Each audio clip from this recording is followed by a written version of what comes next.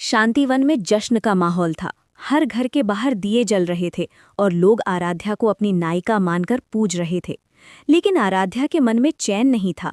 वो अक्सर गांव के किनारे उस पुराने बरगद के पेड़ पर बैठती और बुद्धि की ओर देखती, जिसकी नीली आंखें उसे बेचैन कर देती थीं। एक रात जब पूरा गांव सो रहा था, बुद्धि अचानक उसके कंधे से उड़ा और जंगल की गहराई में चला गया।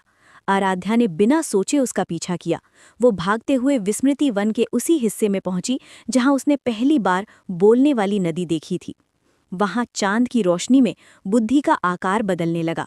वो अब एक उल्लू नहीं बल्कि एक मानवीय छाया में बदल गया था। वो साया किसी और का नहीं बल्कि ऋषि अगस्त्य के एक युवा रूप का था। तुम ऋषि हो? आराध्या की आवाज कांप गई। उस छाया ने जवाब दिया, नहीं आराध्या, अगस्त्य ने अपनी आत्मा को दो हिस्सों में बांट दिया था। एक वो जो शक्ति का लालची था और एक मैं, उसका विवेक, जिसे उसने सदियों पहले इस उल्लू के शरीर में कैद कर दिया था। उसने बताया कि जो ऋषि पर्वत पर गायब हुए वे पूरी तरह नष्ट नहीं हुए हैं। वे अब शून्य के लोक द वॉइड में चले गए हैं और वहां से पूरी दुनिया की रोशनी सोखने की योजना बना रहे हैं। प्रकाश मणि जो आराध्या के पास है वो केवल एक चाबी है।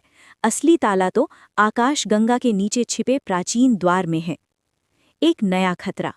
तभी जमीन फटने लगी और उसमें से काली राख निकलने लगी। वे राख धीरे धीरे सिपाहियों का आकार लेने लगी। ये शून्य के सैनिक थे। वे आराध्या से वो मणि छीनने आए थे। आराध्या ने अपनी जादुई शक्तियों से जमीन से कांटेदार झाड़ियां उगाईं, लेकिन वे सैनिक राख के बने थे। उन पर किसी भौतिक चीज का असर नहीं हो रहा था।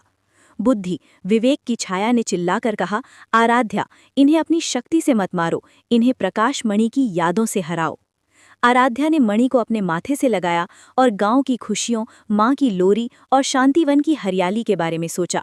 मणि से एक ऐसी लहर निकली जिसने राख के सैनिकों को देखते ही देखते सुंदर तितलियों में बदल दिया।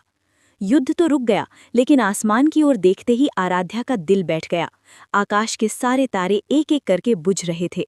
ऋषि अगस्त्य ने शून्य के लोक से सितारों को निगलना शुरू कर दिया था। बुद्धि ने आराध्या का हाथ पकड़ा और कहा, हमें ऊपर जाना होगा।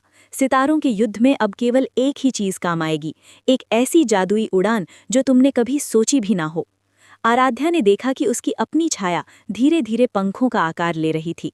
क्या वो खुद एक प्राचीन परी, सेलेस्टियल बीइंग की वंशज थी?